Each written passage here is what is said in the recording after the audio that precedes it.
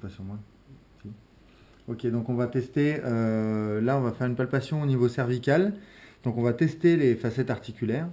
Donc les facettes articulaires au niveau cervical, en fait, quand on va amener une inclinaison, on va associer une rotation, donc homolatérale. Si je fais une inclinaison droite au niveau cervical, j'ai une rotation droite également qui se crée au niveau de la vertèbre.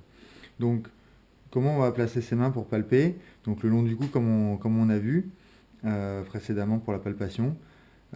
Essayer d'avoir toujours une prise bien large pour que ce soit confortable pour le patient et on va chercher à avoir toujours ce contact le plus large possible avec le patient.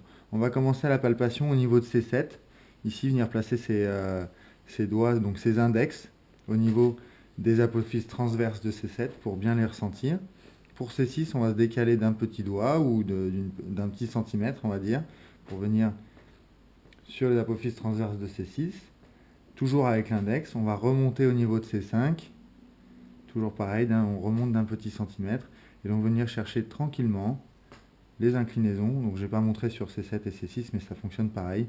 On vient chercher en inclinaison ici au niveau cervical en poussant contre la facette. Donc finalement, quand je fais une inclinaison gauche, ma main droite ne sert plus à rien, quoi. Alors je ne la décolle pas pour conserver le contact avec le patient, mais globalement, inclinaison droite, ma main gauche ne sert plus à rien. Voilà, une fois que je suis arrivé au niveau de ces 5, comme là, si on regarde au niveau de mes auriculaires, je suis au niveau de ses oreilles. À ce moment-là, on va plus remonter pour garder toujours une prise de main large sur le patient. Donc si je veux travailler au niveau de ces 4, je vais travailler en poussant plus au niveau des majeurs ici. Donc pareil, au niveau de l'inclinaison.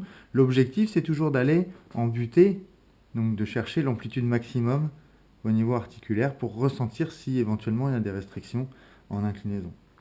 Donc pour ces 3, je vais travailler davantage avec les annulaires, ici, mais toujours essayer de garder une main bien large à la palpation. Et pour ces 2, ici, avec plutôt les auriculaires. Alors bien sûr, ça va dépendre des patients. On n'est pas exactement, je pense, sur le niveau articulaire. Mais globalement, en procédant comme ça, on garde une main large et on est à peu près sur le niveau recherché. Pour ces 2, on peut aussi placer, donc palper ici au niveau de la mastoïde et juste en dessous, on va pouvoir ressentir l'apophyse transverse de ces 2, éventuellement placer son petit doigt à cet endroit-là. Du coup, on va avoir ces 2, ces 3 au niveau des annulaires, ces 4 au niveau des majeurs et ces 5 au niveau des index qui nous permet de retrouver une palpation à peu près ciblée.